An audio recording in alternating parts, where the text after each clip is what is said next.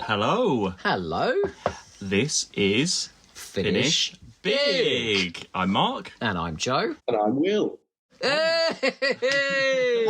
I was just about to introduce our guest, Will Brooks. Welcome. Oh, I need no introduction. And we are listening our way through all of Big Finish. Yeah. In rough order. I know. Do you know what, right? We've got a floor-to-ceiling bookcase downstairs, yeah? And we're only just on the second shelf. Just wait until you get to like 2015. Yeah, do you know what? The early ones, we're in a good period at the moment. Oh, man, there's some tricky roads ahead. Our guest today is the wonderful, the magnificent, the handsome, and the published Mr. Will Brooks. Hello, Will. Hello. I feel like we've already said hello. We've said hello 3 times now. How are you doing today? I'm good, thank you. How are you? Thank you for having me here. Well, absolutely delighted. And can I throw an enormous compliment your way before we go any further into this episode? I'm an old whore. I'll turn up for any compliment. Okay. Your book reviewing Big Finish Adventures. Now, I've got it saved on my phone. Okay, so every single time I'm stuck in a queue or I'm on public transport, I can whip out your book, if you'll pardon the pun, and read it. It's fantastic. Where did that come from? Because I don't think there's anything else like that out there. I think we shamelessly nicked the idea from Rob Shearman and Toby Haydock did their Running Through Corridors. And I really wanted to do a Doctor Who marathon, but they weren't all available. I didn't have them all on DVD or VHS or anything, but you could buy all the Big Finish ones. And I hadn't heard many of the Paul McGann ones. And I vaguely knew a friend of a friend who loved them. And so I just he came in, I worked at a shop at the time, and he came in one day and I was like, I know you listen to Big Finish, let's write a book. And then we did. And we still talk most days 15 years later, you know. Any chance of a sequel to that book? Because, you know, you skipped over a little bit into the Sixth Doctor with Charlie. And then I was like, now I want to know what they think about all those early Sixth Doctor stories. Well, see, here's a bit of an exclusive. We started a sequel. We finished the book and we said, we're going to go back and we're going to do all the Colin Baker stories, but we're going to do them in order. So we started with the Lost Stories season and why we didn't go any further. Say no don't more. Blame you at all. Oh, my God. Excuse me, do you have the first few ones written up or you didn't even start writing? Yeah, they're probably still saved in the email somewhere. I would dig them out. Thank you very much. I'll send you my email address. Just for those ones. Thank you. It's mostly me going, Paradise 5 is, a thing that they made. But no, it's a great book. So thank you very much. I'm very sad that there isn't going to be more of that. But I know you are bringing out another book. And at the end of this episode, we'd like to quiz you a little bit about that and just draw some more attention because I know it's had some fantastic attention in the last couple of weeks. It has. It's gone mad. More than I expected. Well, what are we here to talk about today? Well, yeah, very exciting today. It's the beginning of a new range for Sarah Jane Smith. Oh, God. Jesus Christ. Is that Miss Winters? Yeah, that was my Miss Winters. Unbelievable. I mean, I could tell, obviously. Yeah, go on. Elizabeth Sladen is back. Sarah Jane, this is in 2002. Did we all listen to these at the time when they came out? I had barely discovered Doctor Who when they came out. Really? My first Doctor Who was the VHS tape of Invasion of the Dinosaurs. I found it in the library in late 2003. Will, that was the last VHS, that was brought out. I was just about to say that, yeah. I'm so young. And what did you do? Go back and watch the lot? I remember being in the library and I saw it and I knew Doctor Who was vaguely time travel-y. And I just thought it sounded brilliant. Like, London's been evacuated. Dinosaurs have appeared on the streets. So I rented it. I watched it. I loved it. I picked up a couple on DVD after that. And then Rose came on telly. And that's when I went from, Doctor Who's all right, to this is the best thing ever. And I need to consume all of it. So do you consider yourself like a new series fan first and then went back and watched the classic series, or? I think well, I was going to say I prefer the classic series. Do I prefer the classic series? I love everything from Rose to kind of when David Tennant left. Oh, man, after my own heart. But if you told me I could never watch anything after Tennant again, I wouldn't be that sad. So watching the new series, do you feel like you're more sort of familiar with the more modern Sarah Jane incarnation than the classic? I think so, yeah. Wow. Where do you think this falls then, this series? Because it's nothing like Sarah Jane from the classic series, and it ain't nothing like Sarah Jane Adventures. I mean, it's nice that they got Elisabeth Sladen in to play this brand new character. Oh, I'm getting a feeling you didn't enjoy these too much, you know. Now, I'll tell you, I did think there's a point where, because I've just watched all of modern Doctor Who again. I started with Rose at the start of the year, and I've done all of it. Sarah Jane, Torchwood, the lot. And there's a point, because she's a bit frosty in School Reunion, and then she's lovely by the end of it, and she goes off into the sunset with K9. And then they come back for Invasion of the Bane, and she's a right cow. She's violent to everyone. And there, she's the Sarah Jane from the audios. Yes, Invasion of the Bane, when I first watched that, I was like, who is this bitch? Like, she was so horrible. I was like, why is she being like this? At the end of that story, she's saying, oh, my lovely kiddywinks, life on Earth can be an adventure too. I think maybe because I'm used to, like, the classic Sarah Jane, and then there's a brief Sarah Jane in the BBC Radio, Paradise of Death Goes to an End Space Sarah Jane, which is very like the classic. She's a bit more hyper and a bit more fun. Can you do the impression, please? When she's the Brigadier. Have you heard the Ghost of End Space? I know of it, but I've not heard it. Oh, well, if you're feeling particularly low one day, put it on. They're supposed to be set in season 11, but I think she's trying to emulate that, but she sees a Brigadier in a boat in Spain or something. She's like, yoo-hoo, ooh, gooey. Honest to God. She's like that. You would never think Barry Letts was involved with, creating this character, with the way he writes her in the 90s. And then you sort of get a non-Sarah Jane in Downtime. Oh, yeah. And then, you get this one, which, is very much more... This is Invasion of the Bane. I totally agree that she is very... frosty. There's a horrible bit where Maria goes across the street and she's like, oh, hello. And Sarah Jane Batty goes, yeah, sod off.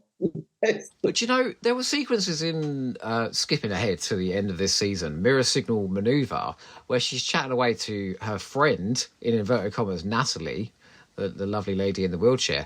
And I just said to him, are they supposed to be friends? Because all they do is argue and insult each other all the time. Like, I don't sense the camaraderie here with this new ensemble of characters. I mean, it's telling that she never mentions any of these people ever again. I know. Maybe they all died horribly or something like that. She's best forgotten. Can I just read a quote from Elisabeth Sladen about this series, which I found in Doctor Who magazine? And she says, I've been well served by all of the Sarah Jane Smith writers. There are some lovely scripts. I hope we've just sort of captured a flavour of something different. I wanted an element of danger. I mean, at times I think Sarah can be quite unlikable. You can't change everything just for the sake of change, but I don't think we have. Everything has been thought through, and we're not talking about brain surgery. Well, no, but I mean, I'm going to ask you, Will, do you feel as if the protagonist of an audio drama series should be likeable? Possibly a little bit more likeable than this. Yeah. It comes to something when you're more excited by Hilda Winters than you are Sarah Jane Smith. When she comes flouncing in that last story, just for like 2 scenes, I was like, oh, camp classic, here we go. But I suppose the idea is to make her this more world-weary character. I understand what they're trying to do, because she's had all, she's not that classic Sarah Jane. She's had all this, she's been this journalist, she's had all of this trouble that's been going on with her Planet 3 work and everything like that. Oh, yeah. So she's very paranoid, people are after her, they're sort of going for that, but there's just not, like you say, the interaction between her companions, it just needs a bit more of that likability there. A bit more humour. Well, I think the idea is, though, isn't it, with Sarah in this series, is that her entire life at the moment is being manipulated by Miss Winters. So she's basically been forced into this sort of paranoid exile where she's too scared to make a phone call, and she's got 15 aliases, and she won't give out her address to anybody, anything like that, because, they've destroyed her career and made a mockery of her. So I kind of get it, but I don't know. This felt. Do you know what? Did you ever read any of those books in the 90s? The sort of Virgin BBC books. They took all the sort of established Doctor Who classic companions and then made them all miserable. This feels a little bit like that. There seems to be, and it's almost until Russell T comes along, there's always this sense in all the expanded media that the companions have to have horrible, horrible lives for the Doctor. They all have to be divorced and have cancer and miserable. And like Dodo goes through hell, doesn't he? Like Jesus Christ. I mean, I've always said I want to go in a hail of drama, but I don't want to get an STD and then get shot in the face. That's extreme. Yeah, too broad and deep for the small screen, isn't it? Well, what do we think about her companions in this whole series then? So we've got Josh and Nat. They're my favourite Big Finish creations. I think part of my issue is that they all appear right at the start. And it's kind of, Nat's already there. Josh comes in episode 1. But I never felt that they were growing as a team. It was kind of, they felt like they're there because these are the characters. And so I don't think I ever really got much of a sense of them beyond Nat's in a wheelchair, Josh is a bit puppy doggy, and they both get abused by Sarah Jane Smith on a weekly basis. It's strange because when we were going through these, I was thinking, like, so is she paying Josh? What's his job? To help her out on these things? He's like the muscle, isn't he? Or he's got the contacts. PA. I was like, kept thinking about that, and like, what it does? It's again, Nat is she's like the tech girl for Sarah Jane, sorting out all this stuff for her. So are they being paid by? In one of these Sarah stories, Jane? she says that she made a ton of money, didn't she? Well, Sarah Jane. Yeah, she inherited Aunt Lavinia's. There money. you go. Yeah. So there you go. She's. So is that where it's all? So it's Aunt Lavinia's money that's paying Josh and there you Nat. go. We just asked it. Do they? I don't know. I don't. You probably don't need to know any of that, but that just kept coming into my mind. I was like, why are they doing this for her? Because she's been so horrible to them. I like she doesn't sell the house until the 4th play. So I like the idea that across the first 3, they keep sort of saying, Jay, about pay. And she's like, yeah, I'm good for it. Well, they're off to Romania. They're off to India. I mean, who's paying for all this? Who knows? I quite like Nat, though. I think she's quite a good character, I think. She's prickly as well, though. Yeah, but I think for good reason, because of Sarah Jane sort of used that. Well, we'll get into that in the play, but I've got to say, I quite like Josh. And that's only because I like Jeremy James, who turns up in basically every single Big Finish release from 1 to 100 and then every spin-off in various roles. So I've heard his voice distorted in every single way possible. And here at last, he's getting like a main role. And yeah, he is annoying. Like he's that sort of annoying. He's the Jeremy of this series, isn't he? The one who sort of hangs around making shitty jokes, but sort of comes good at the last minute and helps save the day. I don't know. I was trying to describe him sort of as a bit of a male ace in a way, but not in a good way. Male ace, like sort of like calling her SJ, but when it's serious, he calls her Sarah. No bombs, no baseball bats. Yeah, no, I don't know. Just in the sort of attitude. Will, would you hang out with Josh? I mean, probably not. No, I wouldn't hang out with none of them. It's a bit wet for me, which is really stupid for me. It is odd, though. I will say this up front. It is odd for them to do a new series for Sarah Jane and to take this approach of having so much conflict between the regulars and then all the stories. There's not really a light story here. So all the stories have got either they're going for horror or they're going for thriller.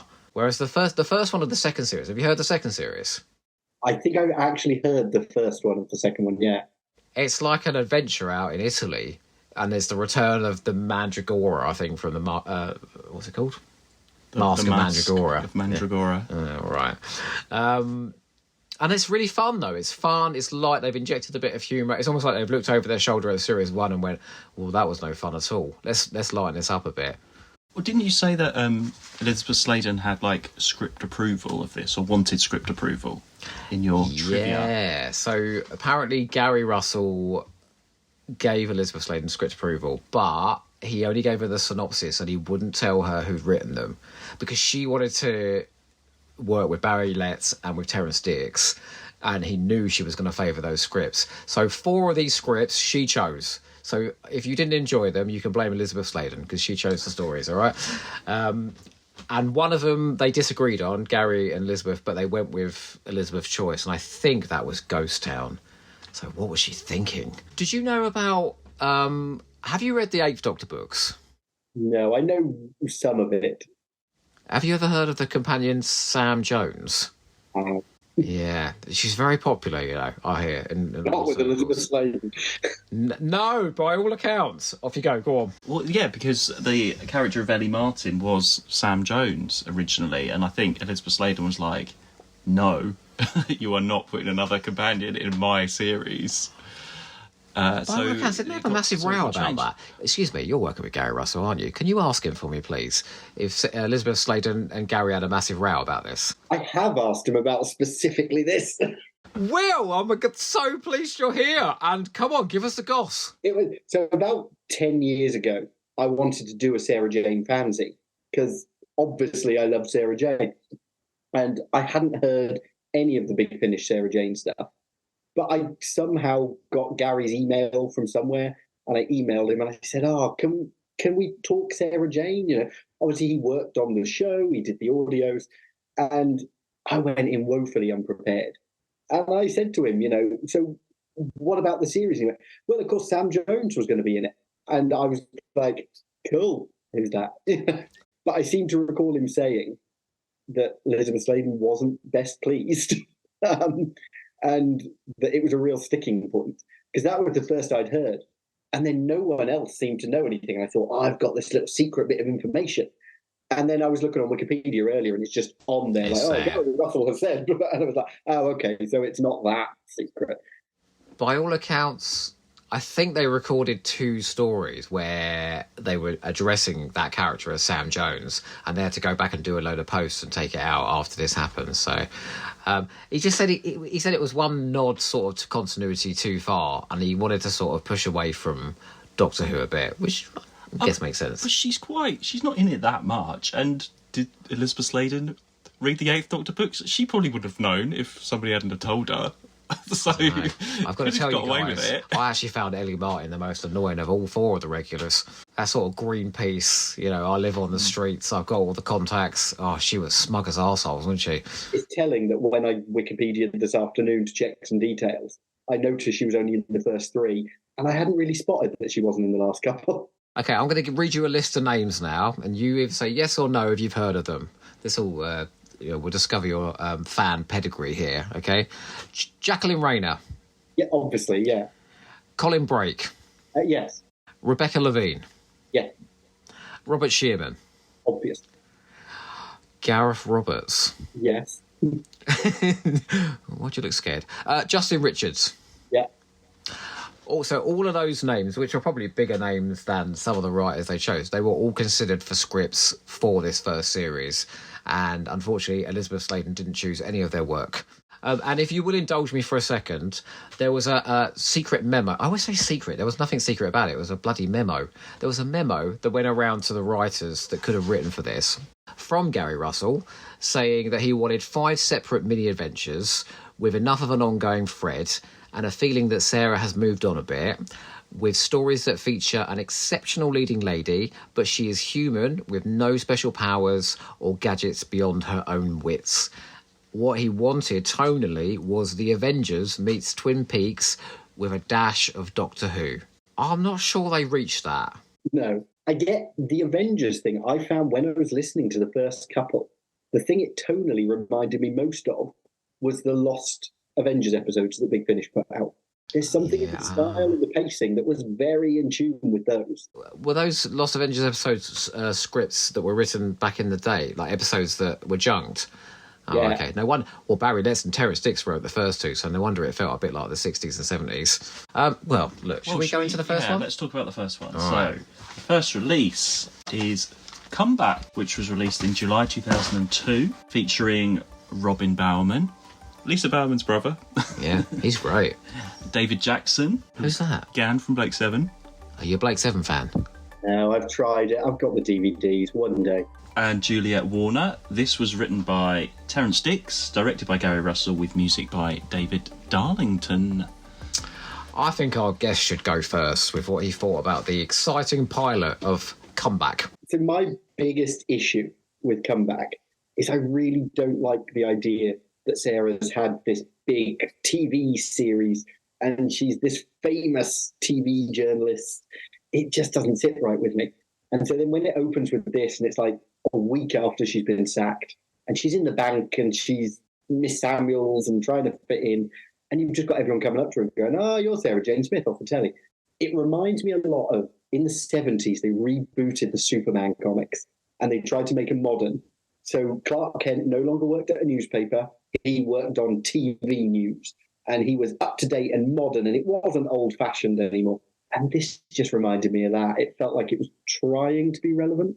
I don't know if it needed to be. If they were doing it now, I fear that she'd have like a Netflix documentary series or something, you know, Sarah Jane Investigates. Do you know what I thought was weird about this one, right? Is obviously they're trying to do a contemporary thriller series for Sarah Jane. And they bring in Terrance Dicks and Barry Letts to write the first two, who are two of the cosiest Doctor Who writers you can find. And they're right, I love their stuff. I think they're brilliant writers. And Dicks, he can't quite do it. Like, he has 15 minutes where he's doing like a bank heist, bank raid, and it does feel contemporary for a second. And then he's like, right, now we're off to the Cotswolds for a cosy little horror story with Sarah Jane Smith. And I'm like, is this what they were going for? Because this feels more like Canine and Company to me. Yeah, maybe that's what it is, them trying to be modern and, failing at that. But it has a lot to do with this first one. It's got to set up all of that background and where Sarah is and her companions, and also give us a bit of an adventure as well. There was a lot crammed into this first one. I felt like we were going all over the place. There was a lot of swearing crammed. Someone said, "You smug bitch," at one point. Oh my God, my favourite line is when Elisabeth Sladen says, "That really pisses me off." Sarah Jane Smith should not swear. I was what so is that shocked when I first heard that. I was like, oh my gosh, she swore. This is like adult. Weird, that became her catchphrase on CBBC. Imagine that. Yeah. Clyde Langer, you're pissing me off. Now, go on. It just doesn't sound right, her coming out of her mouth. No. And like, what was the actual story of Comeback about? I've kind of forgotten now. Cloning and stuff. That's right. It just went all. It's sort of two halves, isn't it? It's that all that bank stuff and all the background that she was set up in the past and all that. Or do we find that out later? No, that on? was literally the first 10 minutes. Then we go off to the like village. Longer than that. Well, there's a whole thing about radioactive waste, cloning. But it's all dropped. Did you notice in the last 10 minutes we get it's just a sort of a lot of running around in the countryside, and then in the last 10 minutes there's this enormous exposition dump. The villain's stopped, and that's the end of the story. Maybe because he was writing a pilot and he was trying to write his own story, he's having to do the introductions and his own narrative, and it's only 50 minutes long, 60 minutes long, just over an hour. Yeah, maybe it was a bit much. I mean, did you find it an agreeable hour? Yeah, I did enjoy that one in its own way. There was a lot. It's nice to hear Elisabeth Sladen back. Even if I don't like this take on the character, she is always brilliant. So it's kind of, I could listen to her, that's fine. I really liked the Canine and Company-ish elements. I like that it opens with references to Juno Baker and stuff like that. Oh, yes. That's great fun. I love all of that. But then, like you say, I think I ditch all of the, let's go to London, let's do a bank heist. I think get the funeral out of the way, and then let's throw into her. She's already investigating. She's in the countryside. She's doing her thing. I'd rather just hear a story. I feel like Juno Baker should have been the Nat role. So she could phone her up once an episode. She'd be like, "Hello, my dear. Yes, what's that? You need me to memo somebody? Of course." She's fabulous. I don't think she'd be able to sort out all the credit cards and all that. Oh, no, she'd be old, would she? Too busy with her swingers parties in Morton Harwood or wherever it was. That opening scene, though, of the Aunt Lavinia's funeral, that is my favourite bit of this one. Well, I have a fun bit of trivia about that. She sent an audio recording of that to each of the writers to say, this is sort of what I'm going for with this series. So after that first one was recorded, and Rupert Late, who wrote Ghost Town, was like, I got this very odd package with a monologue from Elisabeth Sladen. He goes, it didn't influence at all how I wrote the episode, but it was very charming of her to send it. Bless her. But I think... as a pilot, I sound a bit down on it. As a pilot, it puts everything in place. But I don't know if it sets the tone of the series. No, it's just a bit too all over the place. It's not a... and talk about Ellie Martin as well. I only realised that she's in that Unbound story with with the Valeyard, with Michael Jason. She's the companion. It's the same actress playing Ellie, the companion, in like an alternative, Unbound universe. Oh, He Jested Scars. Have you heard that? I know of it. I haven't heard that one. Yeah, make sure that's a very, very rainy day. Would you guys like to hear a quote from Gary Russell himself about this script? He's typically honest. That's what I love about him. Gary Russell says, "It was a fabulous script, but not exactly what we needed. It needed a tweak or 10. I think he's being kind there. But Terence is a professional. He has no ego, and I didn't have any of the fights, unlike the New Adventures writers that we had in. So I feel like, yeah, Terence was quite happy for him to say, well, look, there's the script. Do what you want with it. Because I think originally he had a henchman character in it, and it wasn't Mr. Harris, like the villain who runs through the series. And Gary was like, no, Robin Bauman's so good at playing evil. We're just going to put him in every story. And why wouldn't you? He's got a great voice." What about the music, the theme music? Can we just clear up? Because apparently the word Sarah is in the sort of whispered in the background. I've never really heard it. I don't think I could even tell you what the theme music was. No, it's very indistinct. It's a David Darlington theme, and usually he's bang on the money, but there's like a whispered Sarah every now and again, It's not, which is very sinister. I keep saying to him, it's there. And no, he doesn't hear Although it. the other, like the incidental music is a little bit off-putting at times. It's a little bit, I don't know what it's that. Will, how much pornography have you watched in your life? I mean, they're doing the music as if Juno Baker is one of the big... I know! It's like, da-na-da-da-now. What is going on? Between the tone of the series being a bit weird, the music, I mean, it's a little bit all over the place. Yeah, I think you just get used to the music as you go through these stories. But that first one, I was just like... Yeah, after you've heard your 10th... I don't know what that was, but once you've heard that... I've got to say, 10, though, I mean, I'd rather take the porn music over the Indian riffs they were doing in the last one, that sort of ba-ding-ka-ding-ka-ding, the sort of sitar playing that was going on. It was very, very strange. Will, do you have anything else to say about Comeback? Let me check my... Oh, I do. I got really excited at one point, pathetically, because she makes a point of saying, right, I'll go and get my beetle out of storage. And I thought, in the Sarah Jane adventures, she has a beetle and she gives it to Luke. And it's a yellow beetle there. And then she says in the audio, my beetle is red. And I kind of went, no, she could have repainted it. And then they blow it up. So my loving attempt to try and link everything together came to nothing. It's very strange because there's an Eighth Doctor book called Interference, because he, for some reason, has a Volkswagen Beetle driving around the TARDIS in the Eighth Doctor books. But actually, she goes off with that Beetle at the end. So I'm wondering if it's that. I don't know. It's called Ethel. Yeah. Sakes. Oh, no. Of course it is. I don't think Terrence Dicks should have come back. No. Did he do any other Big Finish, or is this his only one? Yeah. Oh my God. He did a sequel to the Ultimate Adventure musical called Beyond the Ultimate Adventure. Oh, the Companion Chronicle. Yeah. Oh. Did he do any more? I didn't know he did that one. I didn't know. I thought he only did this. I think that might be all he done. Well, I don't think they were clamouring for him, if I'm honest. Although, do you know what? It's Terrence Dicks. Like, I mean, yeah, you'd always have him back. so the next release, I hope I am pronouncing this right. Actually, I won't pronounce it right. I'm going to say it's the Tao Connection, but I'm sure in the story he says it's Deo. oh, I just say T-A-O. The Tao Connection was released in August 2002 and features Caroline Burns-Cook, She didn't have much work. Murray Treadwell, who was Book in Ish, That's right. and Maggie Stables. Oh, Maggie Stables. You know who that is, right? Gosh, yeah. This was written by Barry Letts, directed by Gary Russell, with music by David Darlington. And actually, David Darlington did all the music, so I won't say it again every single time.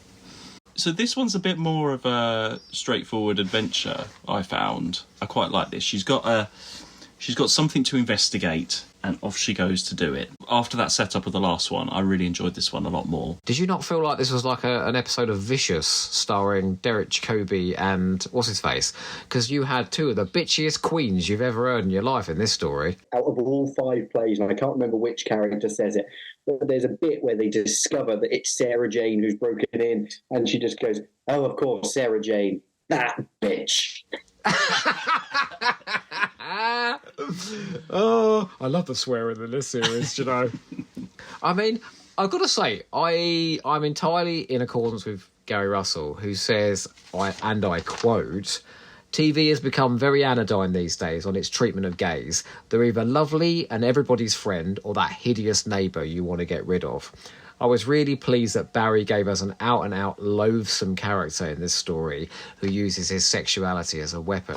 That's not at all what I would expect from Barry Letts. No. And he was great. He was horrible, that man, wasn't he? But kind of fun as well. The most powerful part of this was right at the very end when he's like dying and needing that drug and everything. That was horrible to listen to. Yeah, we were sitting on on Eastbourne Beach having a lovely day, and this horrible old Queen was expiring in our ears while we were sitting there having a drink. And then you put on this play to listen to. Well, how did you find this one? Yeah, I like, it's like you say, it's that thing of this feels much more straightforward. You kind of know where you are. There's a mystery. She's investigating. It was just a bit of an easier listen. I just think Barry Letts should not be mentioning things like Britney Spears, because it's when somebody who's kind of not very cool tries to sound very hip and cool. Like, did you hear the scene set in that club? I think it was a club, because there was a woman going in the background. I was like, what is this? Bless him. I love Elisabeth Sladen's pronunciation of Britney Spears. Britney Spears. Oh, yeah. But it was a lot simpler story, wasn't it? But essentially, this fella is a bit of a vampire. He sort of, if you'll forgive me, sucks all the life out of young men whilst sucking a load of young men. He does kind of say that, though, doesn't he? He does say that, doesn't he? I can't believe this was Barry Letts. I would never, if you hadn't talked, like, if it wasn't on the cover, I'd be like, what? Who wrote this? Like, what is Barry Letts thinking about? I want to know what gays he's been hanging out with to get this inspiration. I don't want to picture Barry Letts on Canal Street. Oh, no, Barry Letts is, he's too sweet. Honestly, it's his favourite Doctor Who contributor of all time, Barry Letts. Oh, he's just sensible, isn't he? All those DVD commentaries and stuff and all the interviews, he just talks sense. That's what I like about him. There's no bullshit with him, is there? You know how Katie Manning can sort of primp up a story that she's told 50 times, and each time it sort of gets a bit more exciting, the story. Barry Letts just says it how it was. Yeah, we made some telly, you know. All the stuff with Josh and Sarah going into the home and the Josh being knocked out and put in the shed and all that kind of stuff. It took a long time for them to get there, didn't it? It felt. It was quite a long story. You could have cut off like 10 minutes of just all of that early stuff. I swear there was a sequence where they were going over a wall about 3 times just to get inside this sort of estate. Yeah, so there was a lot, but this was a bit longer, wasn't it? 70 minutes long, this one. I like the stuff where Sarah's bribing the maid and dressing up and pretending. That's what I want to see in like a Sarah Jane series where she has to dress up as someone and infiltrate. And that's the Sarah that I like, rather than the sort of bitch on the phone telling Nat to like do something, you know. And did you find the interaction with Sarah and Josh was actually quite sparky in this one? I thought they were actually getting on. Work really well in this one. Probably better than in any other play. No, in the next one, they're all nearly murdered. So I can see how that would be a strain on relationships. But, simple story, enjoyable to listen to. Maggie Stables as well. Maggie Stables. Housekeeper lady, wasn't she? Yeah. She turns up in everything. Just a little role in there. That's always nice. She's always recognisable. And Claudia as well. This sets up Claudia, who Sarah ends up living in her house when she dies. Like straight away. It's setting up that past that Sarah's got these connections through her Planet 3 work. And it's Department C19, I think they call it. I'm keeping stum, because if we're doing questions at the end, I've got a question about this. Oh, how exciting. I think C19 is from the books, you know. I don't know. All I know is every time I heard the name Claudia, I kept seeing Claudia Bing from Absolutely Fabulous. I kept seeing her. And then when she got shot dead in the next one, I was like, sorry, that's a spoiler for the next story. I'm so sorry. Well, I mean, spoilers. We talked about Miss Winters in like the first 5 minutes. That's very true. That is very, very true. Do you have anything else to say about Barry Letts's, I think, last piece of work, or certainly his last script? He was obviously very anti-capitalist and very conscious of those issues. but I think he was quite clearly taking backhanders when he was doing this script. Because in the first 10 minutes, he mentions Tesco, Sainsbury's, Apex Lotus. He goes on about the big issue. It's suddenly like, hang on a minute. It felt really odd because I'm not used to hearing that kind of thing. I hear he didn't pay into a pension whilst he was working on Doctor Who, so he needed as much money as he could from these later scripts. Yeah, maybe that's his way of setting it in the modern world, saying those things. Yeah, that was the bit where, didn't she send Josh to get a buffet or something from somewhere? Something like that, wasn't it? Oh, he's going, nothing like a bit of brie. Or so I was like, this is all very strange detail that they're adding. There's a really green bit where she goes, don't go to Tesco's, their one's not as good. If you go down to Sainsbury's, I sort of was thinking, hang on, have they just recorded Elisabeth Sladen in the green room? It has been known to happen, But Nat doesn't have that much to do in this one. She's just on the phone a little bit, isn't she? She's not. I didn't think she had much to do in any of them, except for the third one. The third one, she was involved quite a bit. The others, she was on the end of a phone, and there was two where she barely... I think Ghost Town, she doesn't feature at all, does she? Her main role is to just kind of go, Sarah, call me back, in every episode. Will, that is uncanny. You could play Nat in the second series. I've just been cast for the next range of season 12 Lost Stories. So Is that right? Do you want to hear my impression of her? You ready for this? Oh, God. I don't know if you remember this scene in the third one where she's just going, I won't be your victim. I won't be your victim. Like, bloody hell, she is earning her money today. I don't think she's as aggressive as that, but... Just for dramatic effect, darling, I'm sorry. Okay, let's talk about the next release then. Oh, yeah. This here we was go. goodie. I like this one. Test of Nerve was released in September 2002. Features Robin Bauman again, and Roy Skelton and Caroline Burns-Cook. This was written by David Bishop, directed by Gary Russell, and we know who did the music. Will, I've only got one question for you. Why was this the best one of the season? No. What did you think of this one? Well, I thought it was the worst one of the season, naturally. No, I'm kidding. I am kidding. I would love for you to think this was the worst one of the season. My biggest thing about this one is it felt like the final episode of the season. I mean, it's brilliant. And everything feels believable as well. I think it's the one that best captures that kind of modern vibe that they're going for. And there's all the talk about Portland Down, which was really in the news at the time. And it doesn't feel forced in the way the first couple might have done. I just thought it felt really well structured. Like it set up all the elements early, dropped a twist in the middle, and then everybody was in jeopardy at the end. So that sort of last 10 minutes when, Josh and Ellie are in some weird glass cabinet on the tube. The fella's there with his sarin gas that he's going to wipe everybody out with. Nat's been pushed out of her wheelchair and she's trying to climb out of a building with a bomb about to go off. And Sarah Jane's basically got to choose between saving her best mate that she hates or her other best mate that she hates. It's very exciting, I thought. And Claudia Schott as well. Oh, yeah. I forgot about that. Really, I was not expecting that.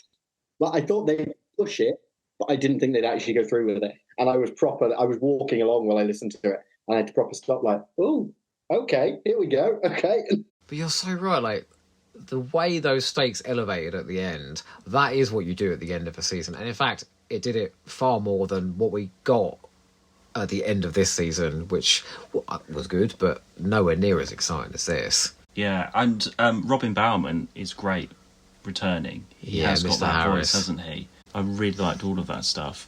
And just from straight away, when Sarah gets that gas thing in the post, you're like, okay, this is going to be different. This is going to be more juicy. From what I understand, this was the first script in, and I think this was supposed to be the tone of the series.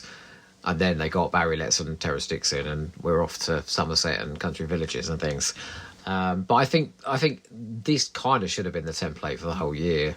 I could listen to a whole series that builds like this, and you build that threat week on week on week. That would be, if they built it this well in 70 minutes, just thinking about building it across 5 plays. Well, it's funny you should say that, because David Bishop does write the entirety of season 2. Okay. So I think they kind of went, do you know what? He's the one who knows what he's doing with this series. They give him series 2, and it is remarkably, it's consistently very good. So I guess they learned their lesson. And it's a first year, you sort of learn as you go. Maybe as this was the first one, this explains Sarah's character a bit more, because there are these higher stakes. You would expect her to be a bit more, because she's arguing with Nat a lot in this. Her character does fit in this type of situation, where maybe with the Terrance Dixon, Barry Letts ones, that sort of grafted on afterwards, the more frostiness, in a way, if you see what I mean.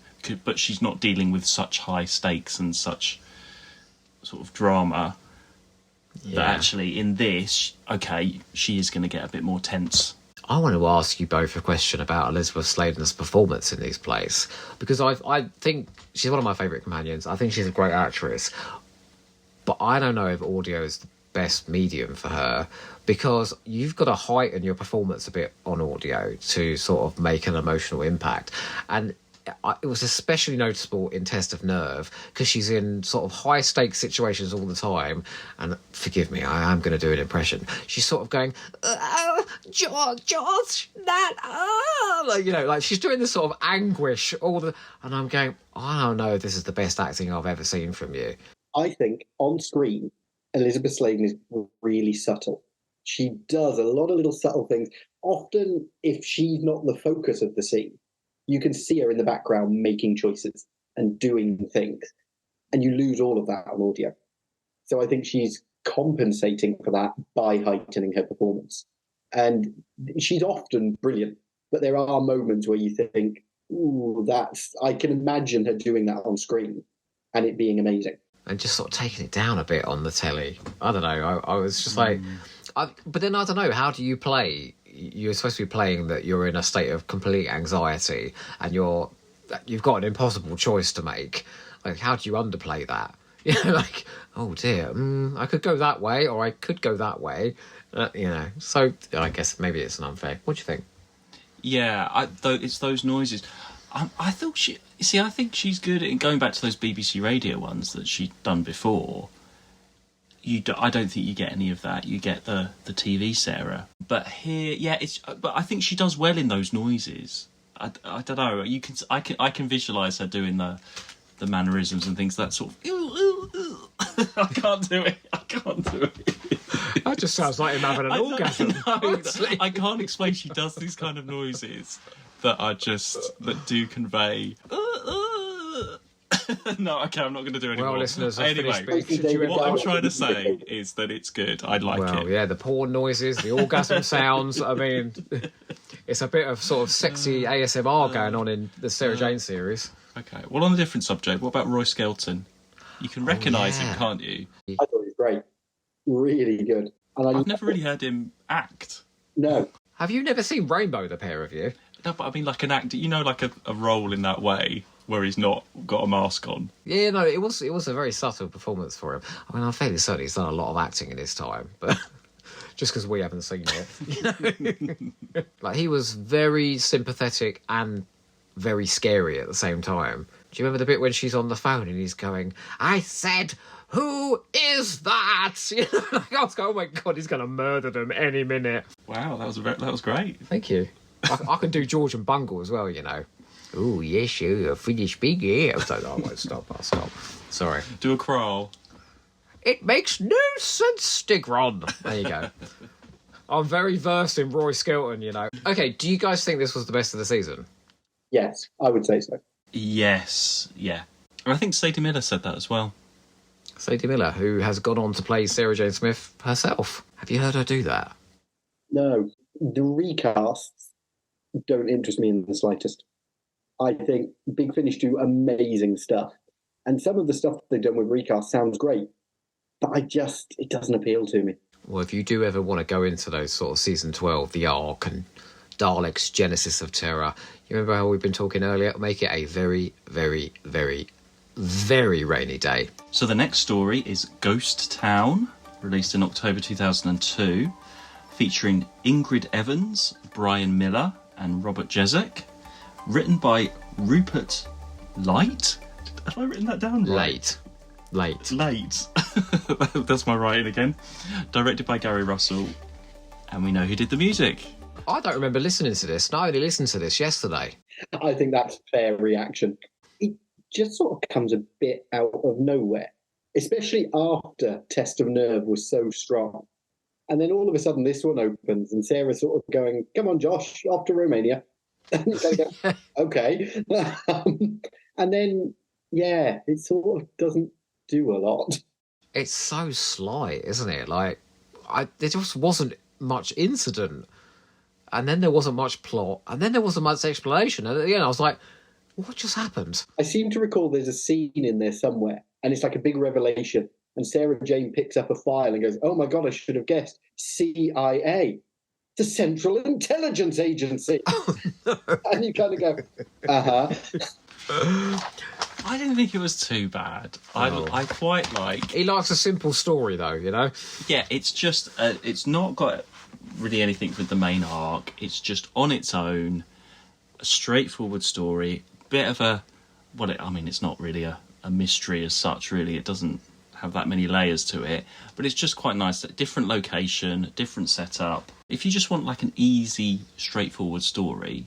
then why not? Why just not have... And you need to sort of, after Test of Nerve as well, if you're doing this as a season, I think you need that little breather before we're going straight into the next sort of finale. Going back to something that Will said at the beginning of the episode about the Russ T Davies era, right? So he's a smart cookie, and he'll structure a season. He'll do a light opener, and then he'll do some sort of fun running around, introducing arc elements, and then somewhere sort of middle to just heading into the last third, he'll do a banger like Human Nature, Family of Blood, Silence of the Library, Forest of the Dead, and then after that, so that's our Test of Nerve, yeah? After that, he'll follow that up with Turn Left, Midnight, Stolen Earth, Journey's End. Like, you take the middle bang and you keep running. What this season did was it went bang in the middle and then it just went and deflated like a balloon. This is sort of like the fear her of the season. Oh, I thought you liked it. Jesus Christ. I love you, Sarah Jane Smith. No, Jesus Christ. If you had 8 episodes, I think you could slip this in somewhere, it would be fine. But I think when you've only got these 5 and you've gone so big in the 3rd episode... That is a backhanded compliment if ever I heard one. Do you ever watch Star Trek in the 90s? Yeah. So you know how they had sort of 26 episode seasons? So it's all right, you could have sort of 8 duffers because you still got enough time for about 15 really good episodes. Yeah. Yeah. The Crusher, We're not doing... fall in love with a ghost 3 times a season. It doesn't matter. Gee, have you seen that one? Oh, my God. She's masturbating to that ghost, and then Captain Picard walks in the room. Have you seen that one? No. Well, luckily that didn't happen in Sarah Jane. No, imagine. No, but like we don't have 26 episodes like you're saying. So, yeah, it really stands out as being particularly unmemorable. It started off quite well with this mystery of this person in this house, and then we've got these like ghostly sightings in a way. It's just that the twist was already quite obvious. What was the twist? It wasn't the twist. Well, the guy who'd lost his memory was the guy that was invented the science of whatever. That literally was revealed in the second scene. Yeah, I know, but then there was was it the vicar guy? Was he a vicar? Have I just remembered it wrong? Who was like the one guy that it was obviously? I see the guy who, when Sarah Jane rocks up, he's like, hello, it's nice to see a lovely lady. But he sort of had a bit of a sinister voice, didn't he? I went, yeah, that's the bad guy, you know.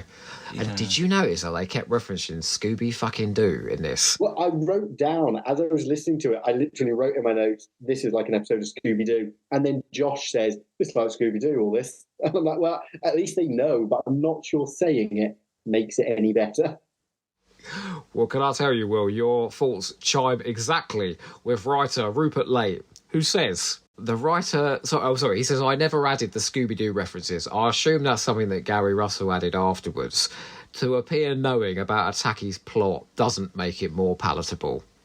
Bravo, Rupert Late. I liked Sarah Jane's friend that she goes to visit, but they didn't need to go to Romania. They could have just gone to Juno Baker's house and it could have all happened there. You know, that would have been more of an interesting story in that way.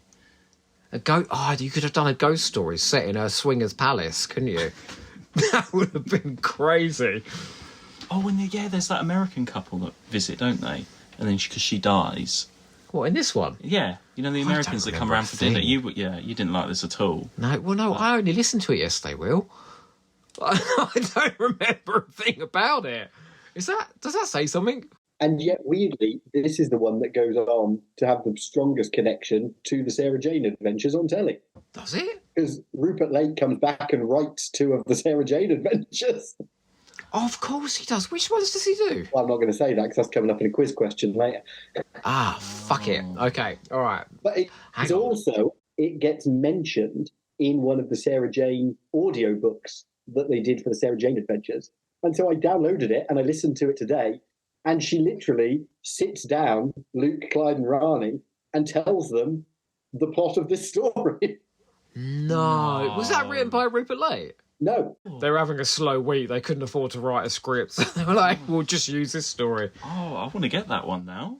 I didn't listen to the whole thing, I must admit. They're really good, the Sarah Jane audiobooks they did. They did 2 a season, and they are brilliant. But I just sort of skipped through on Audible today to try and find the bit. And she talks about, she's like, I was visiting Romania and I'm in this old house. And at 3 a.m. I was woken up and there was this creature and it scared me and it disappeared and it was ghostly. And there's a great bit then when Rani goes, oh my God, what was it? And Sarah Jane goes, well, I can't tell you that, but it wasn't a ghost. That does make it worth it, absolutely. I'm not sure it does, you know. Sorry, I'm sorry.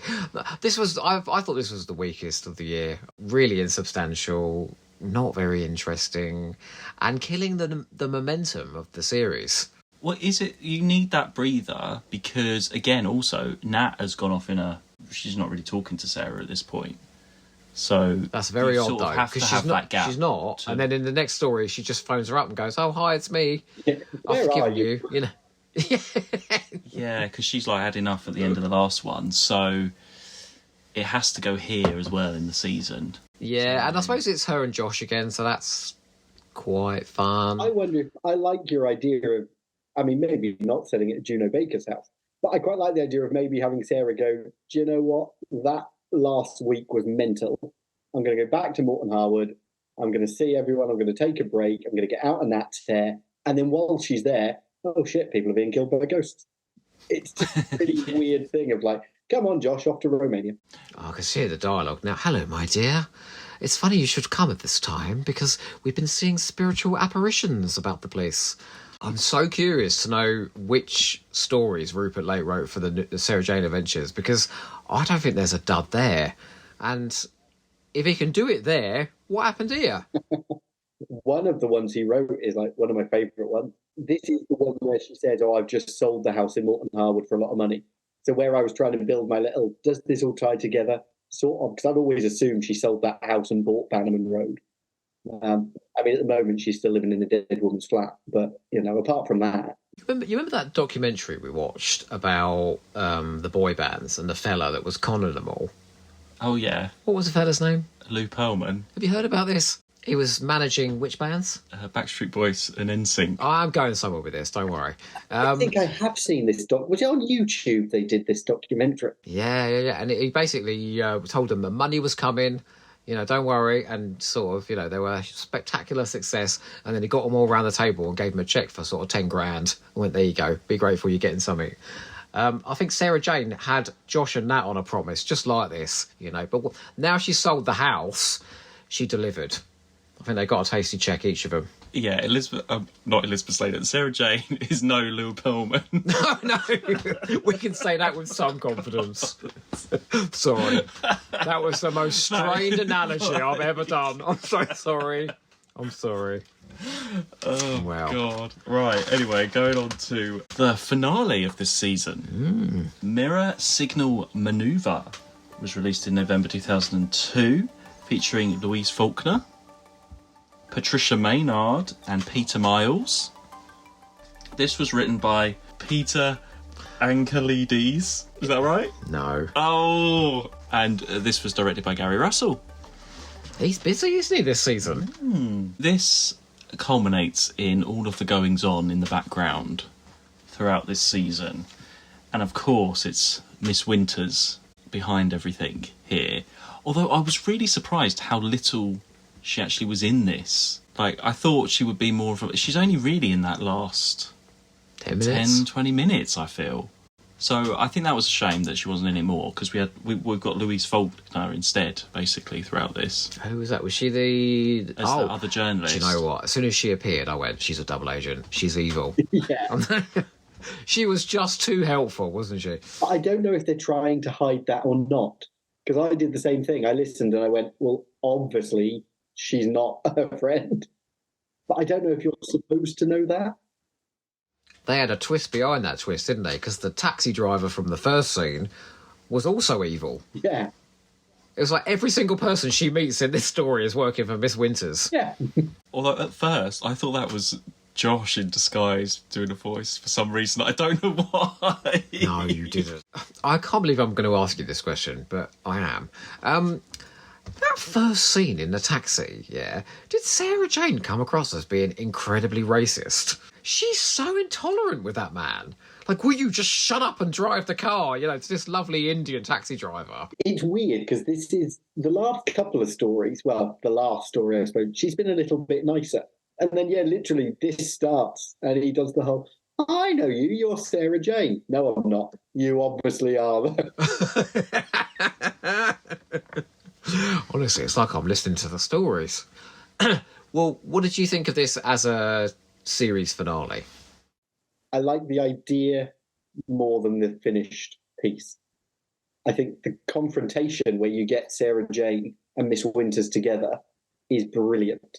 And I love, there's a great bit where Miss Winters sort of says, oh, so you do keep up with your old cases because you know this and you know that. And here's how I've orchestrated your whole downfall. And I got to that bit, and I thought, this is brilliant. And then about 5 minutes later, the play was over. And I kind of went, oh. I got really excited during that confrontation, and I was like, wow.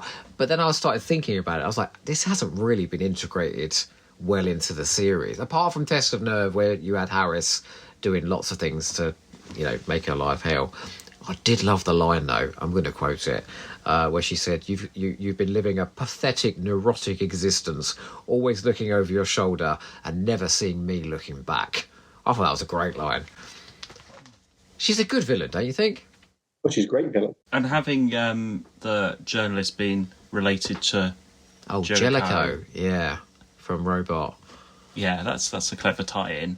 But I felt like there was too much of going through voicemails and Nat saying phone me and all the voicemail padding stuff. I was just like, just my interest throughout this. It didn't feel like I was like, I want to hear what happens to this finale or where's this going. I was just like, when is this going to wrap up? When are we going to actually get somewhere? It just tough crowd. Like Test of Nerve.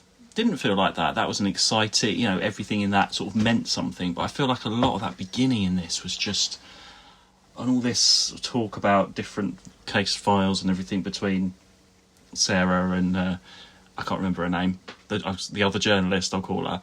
It just went on a bit too long and it wasn't really going anywhere. And then it's not going anywhere. And then Nat's calling up, or someone's checking her voicemails every 5 minutes, and it's just like, oh, come on, like it didn't. I don't know. It didn't really feel like a big finale to me. I didn't really enjoy this one very much. Oh, well, then I'm going to contradict you, because I thought this was probably the second best of the year. I thought it actually did have a bit of pace to it. I liked the guest actors. You've got Peter Miles and Louise Faulkner and Patricia Maynard in there, so they keep things fun and lively. You can all Peter Miles is a very recognisable voice every time. It's just Nida every time. Oh no, he was doing an accent though, actually. He was doing an accent. Nida with an accent.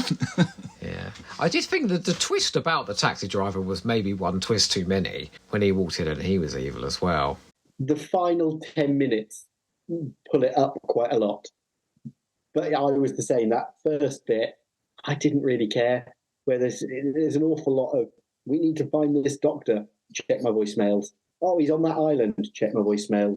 We need to find a boat, check my voicemails. There's one, and off they go. It was all of that. I was a bit like, eh. And then when at the end, I kind of went, okay, now this is what I want to be listening to. Was that voicemail annoying? That was really... You have reached the voicemail of... I was like, oh, are we doing this again? Very dated, because there's a really awkward bit where Nat and Sarah are talking. And Sarah says, how on earth did you get into my voicemails? And Nat goes, oh, I just patched it in from another phone.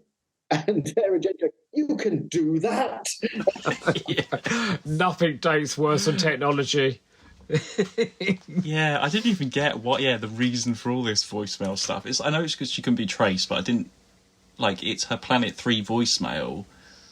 But then I don't know how are people leaving voicemails for her there? What is the point of that? Well, she phones her up on a mobile at one point, and she just goes, "Oh, Nat, I've got to get rid of this phone now." And I just wanted Nat to say, "Sarah, you're an ungrateful bitch," and just put the phone down and never talk to her again. Yeah, I didn't get what that meant. Nat would know, but I don't understand. She's the brains of the group. Have you ever seen the new Star Trek? Sorry, I know we're going across Star Trek again. Picard. Have you watched that? Episodes. Okay, so the first series of that, was very dark and very miserable. And Picard's in a bad place, and the Federation's in a bad place. And we go through an entire miserable season of that basically is not Star Trek to get to the point where all of that's dealt with, all the dark stuff's dealt with, and we can go off and have jolly adventures again in the second series. I feel that's exactly what's happening with Sarah Jane Smith Series 1, is that she's in this sort of weird, paranoid, depressed state, always looking over her shoulder, and then we get to the point where she realises who's behind all of this and why she's been living her life like this. And then at the last scene of Mirror Signal Manoeuvre, it's like, right, we can go and have some fun now. What the fuck was that all about then? I feel like I would have liked it more if the first story had been her downfall. If it had been she's investigating this company, it all goes wrong, she loses her job, everything's bad. And at the very end of that one, you play the Hilda Winters reveal that you get in Test of Nerves, like, "I've done this to you." And then if every episode is she's trying to investigate and she's failing, not losing every week, but there's a little loss every week. And then by the time you get here, you have the confrontation, you have the ending. I've been the architect of your destruction. And then, like you say, I think that would work more to have that story through. Whereas I feel like all the interesting stuff happened before the series. Well, why the hell weren't you script editing this series? Well, I mean, I did offer, but... There you go. It is weird to come in after the drama, though, isn't it? To just the consequences. I think that's what threw me going into this series the first time I listened to it. And I don't think I ever 100% caught up. You always feel like, there's just that little bit of extra information that you've missed out on. And it's not like Big Finish can't do... I don't know how many of the spin-offs of Big Finish you've explored, but it's not like they can't do dark really well, because they did Sapphire and Steel, and I thought those audios were excellent. You loved Graceless, and that's sort of morally complex and quite dark.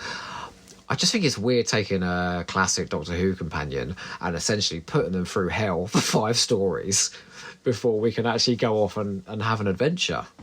Yeah, it's a slightly odd choice. And that's my other thing. I want there to be an alien somewhere. I feel like that's sorely missing across this series. The closest you get is like the radiation creature in the first episode. There wasn't one, was there? No. No aliens, no real monsters. It's a completely different world, obviously, to Sarah Jane Adventures that we get. It's not like they would show Sarah Jane Adventures on CBBC and afterwards be like, and there's a collection of CD audios of Sarah Jane Smith available for kids. Sarah Jane. It's...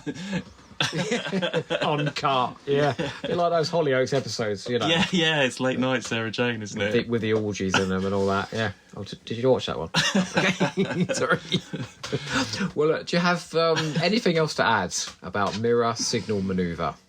I really like that part of the downfall is that they've kidnapped the remains of K9 and they've butchered its circuits to try and get to Sarah. I love that. I wish they could have said K9, but I really like that they did that.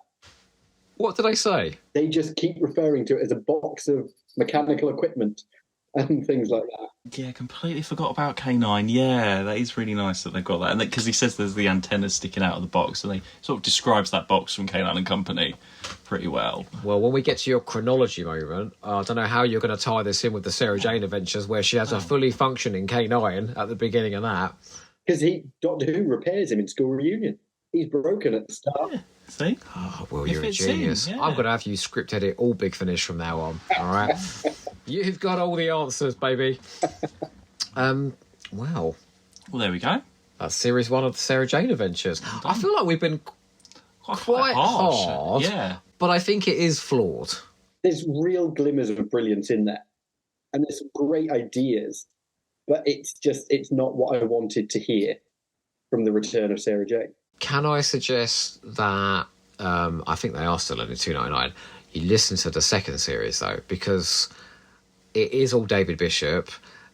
It is a lot more fun to listen to. I think there's only one hop overseas in that one, to Antarctica or something like that. It's got a running story throughout the whole season that really gathers, and then in the last 2 stories it really just sort of blows.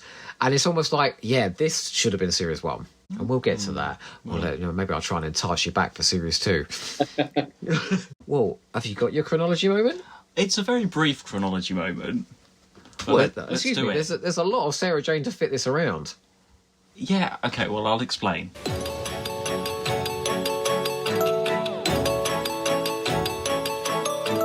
Well, it depends. If you're doing your whole everything marathon,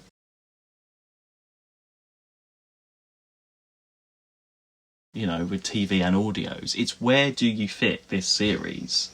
So it's a Sarah Jane after downtime, I put it. If you are doing downtime in your chronology, I would. But obviously before the Sarah Jane Adventures.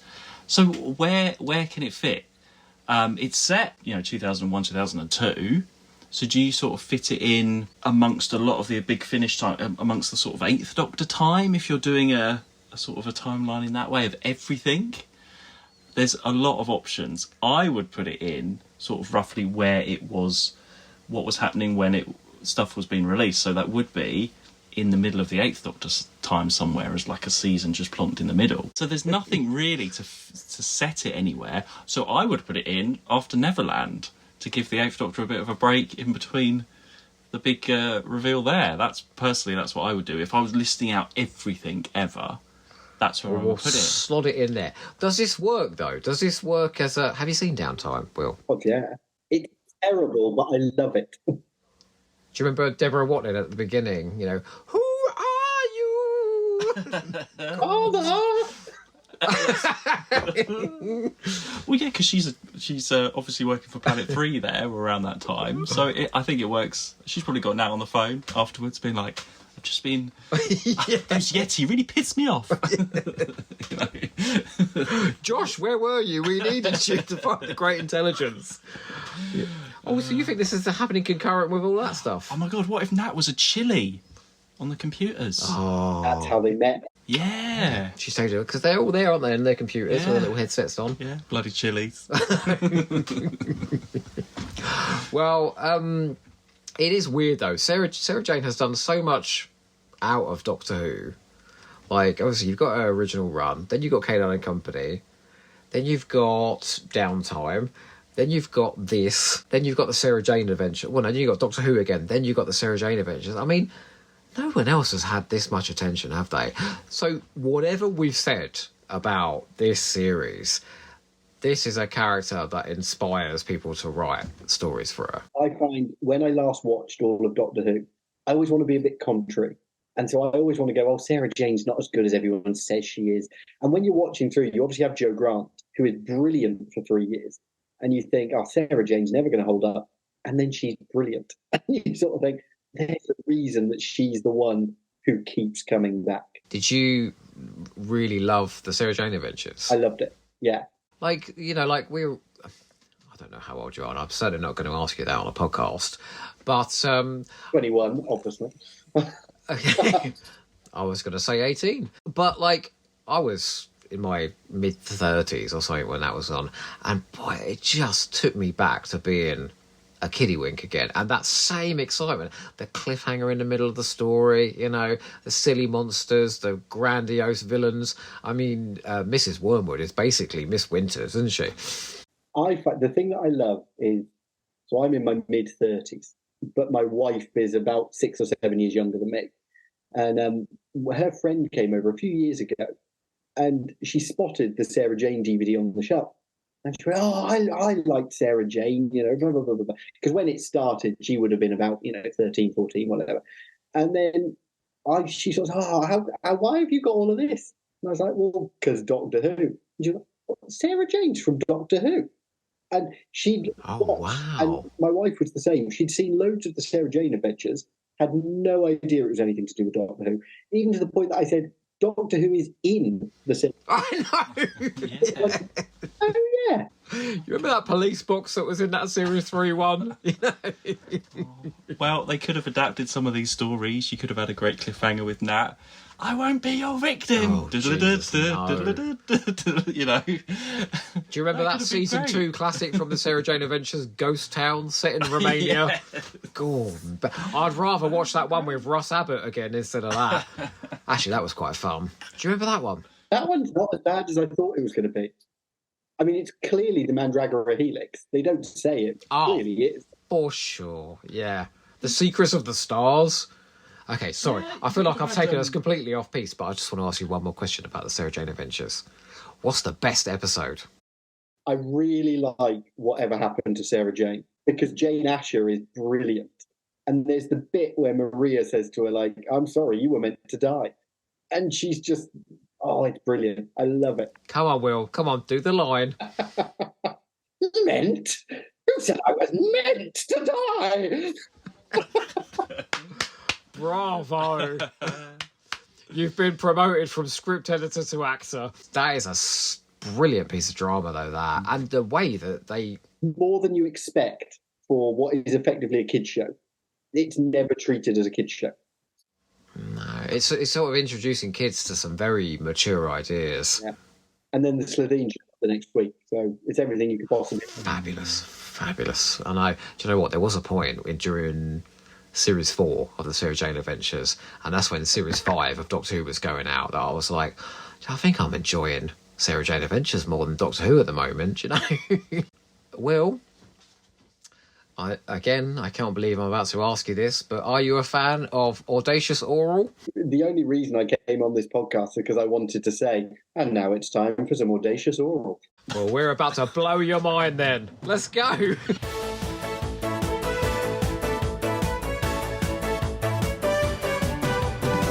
We're shaking up the formula this week.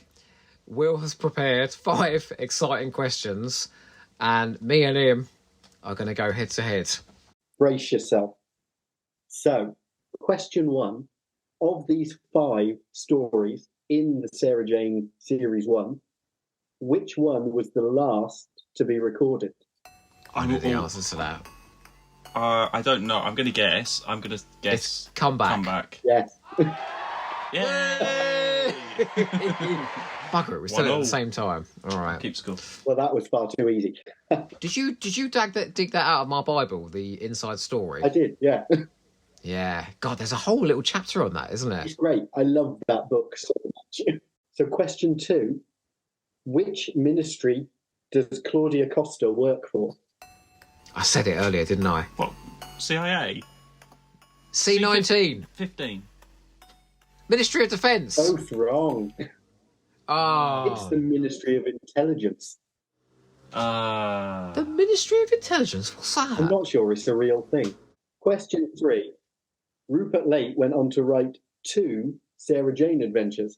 Which 2 did he write? Oh, no. Oh, we're going to have to guess. One's your titles. favourite, yeah? Or one of your favourites?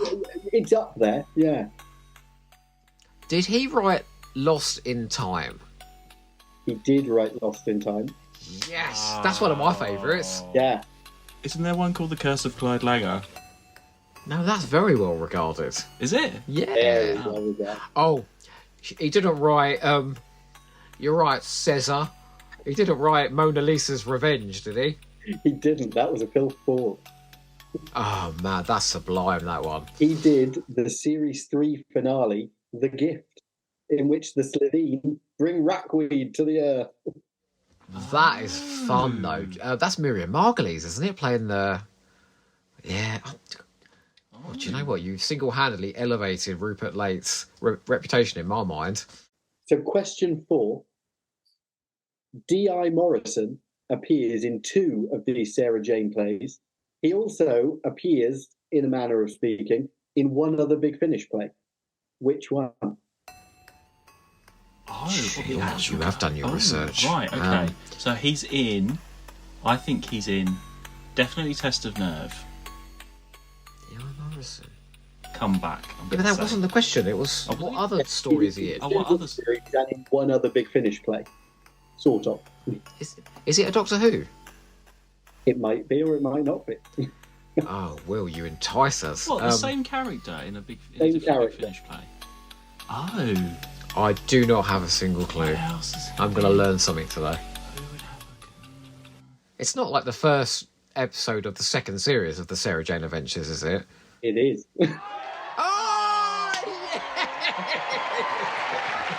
Woo-hoo-hoo! Spoiler alert, he's the person off mic, if you like, who phoned Sarah Jane to tell her Miss Winters has died between seasons. Oh.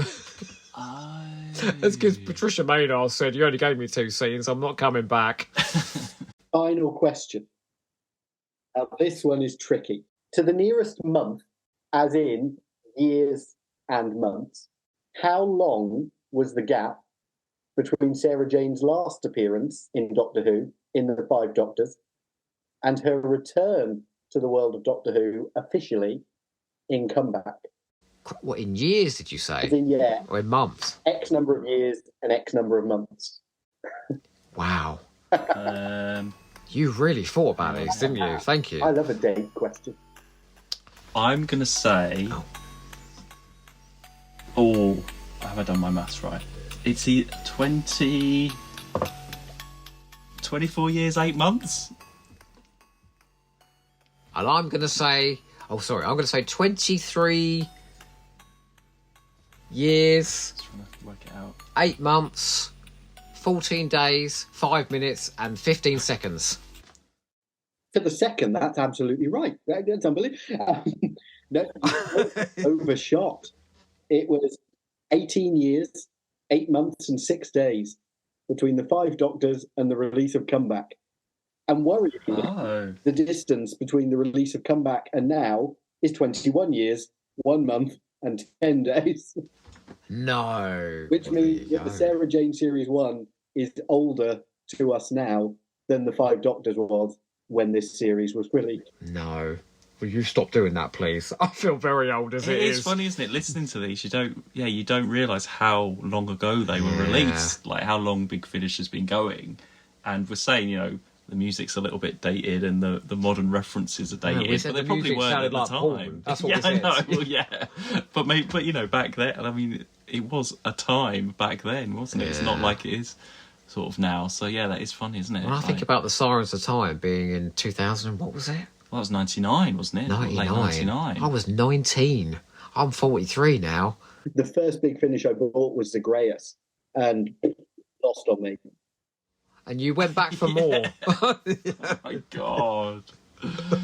Will you ask Gary Russell about that one, please? It's very long. Very long. Well, look, thank you very much for talking about Sarah Jane. What we'd like to talk about now for 10 minutes or so is I want to talk about your recent crowdfunder, what that's all about, its spectacular success, and what we're going to be expecting from you in the future. It's taken me by surprise a little bit. So my main thing is I did the Titan comics for 5 years, and I did about 170 covers for them in 5 years, which is why the quality is so variable in places, because I was doing Can I say, sorry to interrupt you, those covers were absolutely the best thing about those.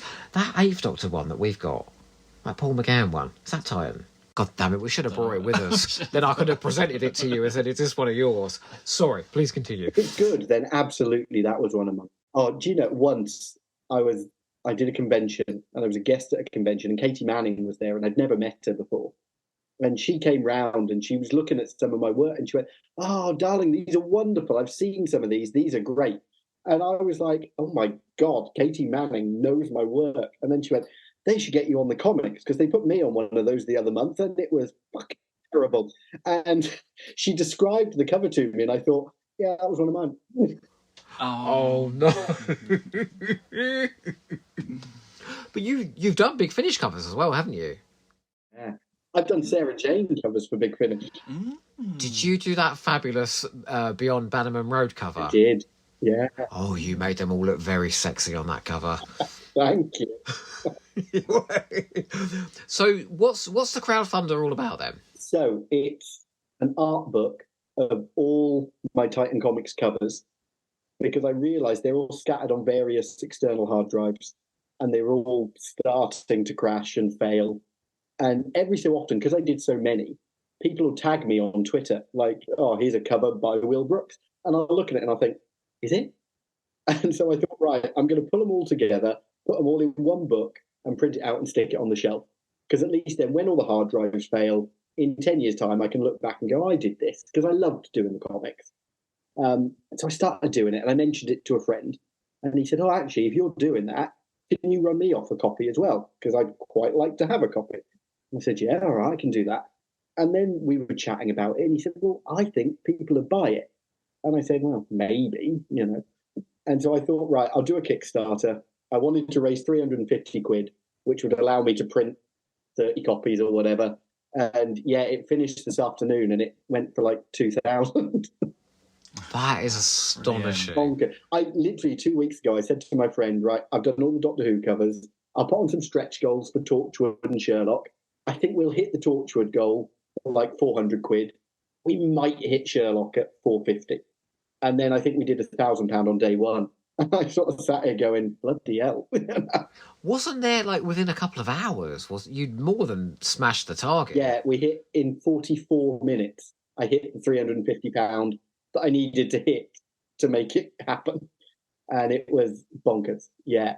I mean, that's such a BBC don't shut me down. That's such a huge endorsement, isn't it? I feel really humbled by it. And my friend sort of said, well, of course people want it. And I'm like, well, it seems obvious in hindsight, but I think everyone's their own worst critic. So I think I did, not to toot my own horn, I think I did some fucking fantastic covers, but I also did a lot of shit. It's kind of, it balances out. I've yet to see one yet, you know. Oh, that's shit, sorry, not fantastic.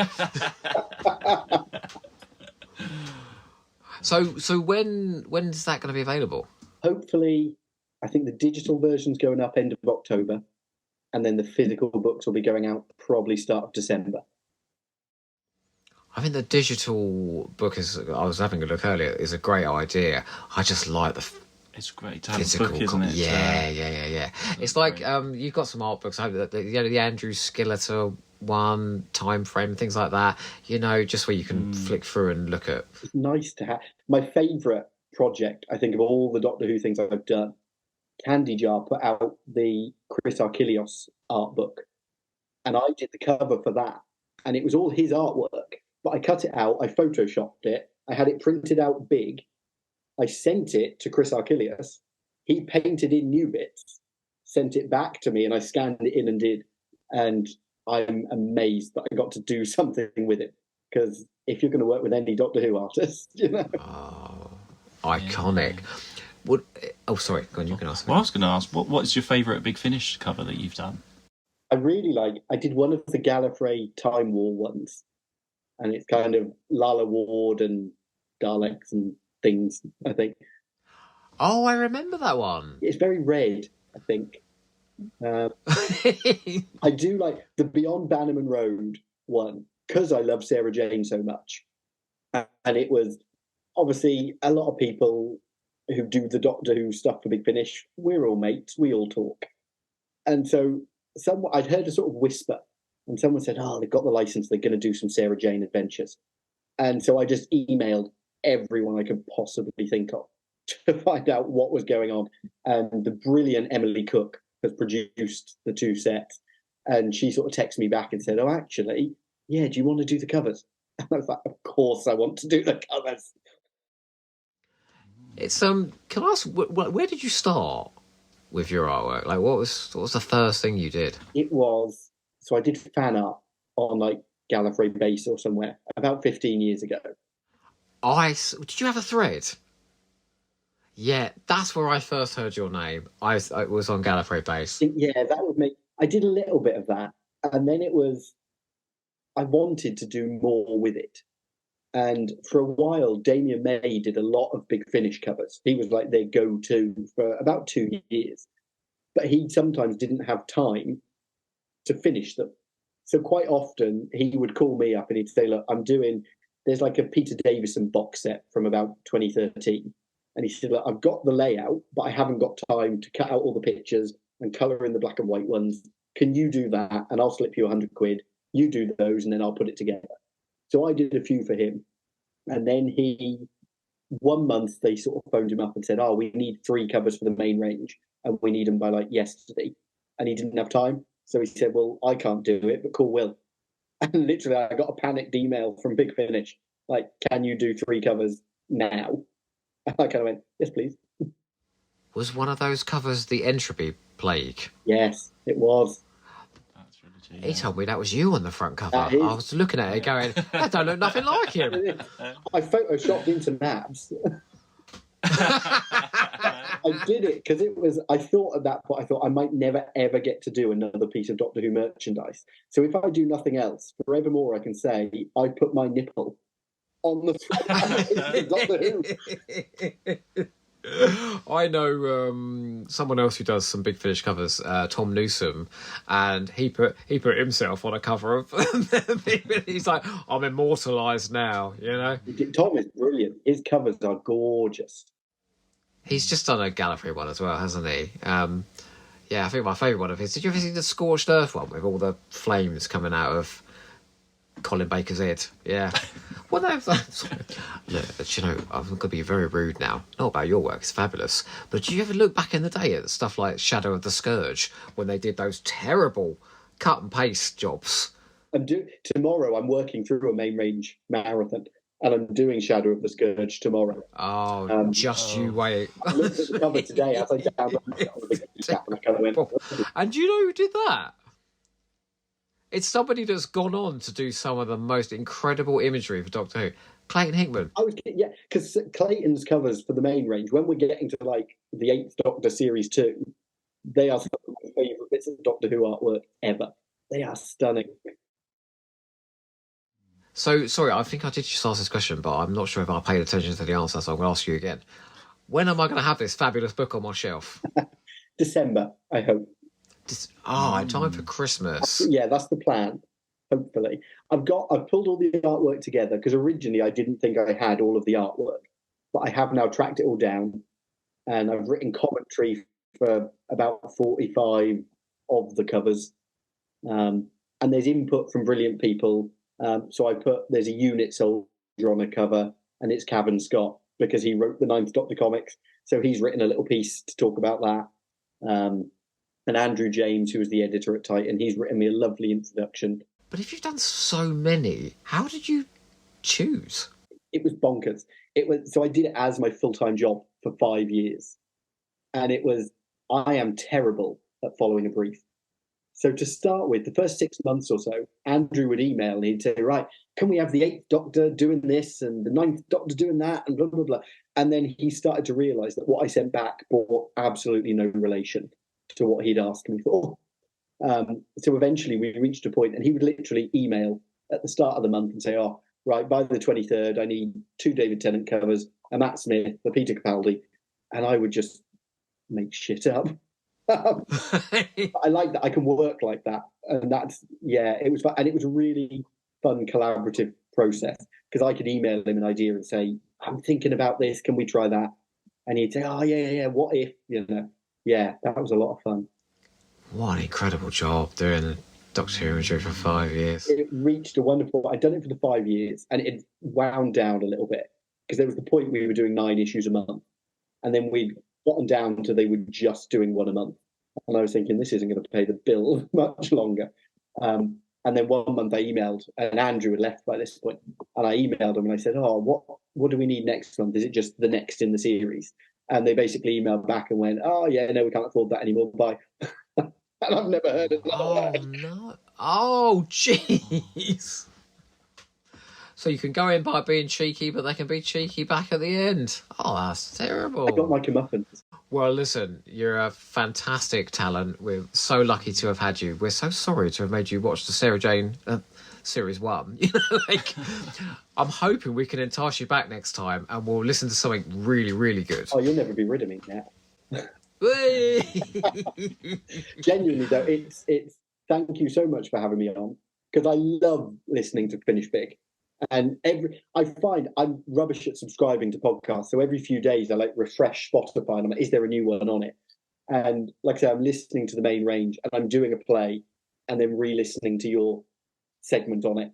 And yeah, that's been great fun. So I'm very happy to be here. But you better tell us where we're going next. Oh, yes. So, up next, where are we going in release order? We are going back to the world of 2000 AD. So we've got some more Judge Dredds to listen to. Have you ever heard any of these, Will? Not a one. I'll tell you what. It's the complete opposite of the Sarah Jane Series 1. They are camp, Sarah Jane over is not the top, Judge Dredd. ridiculous. You know, you're going to listen to that episode and go, God, I wish I'd gone on that one. Do you know? Well, we liked the first lot. It was fun. So, yeah, it'd really be good fun. to go back to that world. And to say that we went in with low expectations would be an understatement. But actually, they were great. They were really fun. I mean, you made it through Fly Me to the Moon, so I think you're here on out. Did you ever have the ambition to listen to India Fisher playing with a dildo? I'm no comment. That is the safe answer. Yeah. Will, thank you so much. It's been such a pleasure. Thank you. And don't forget to finish Finish big!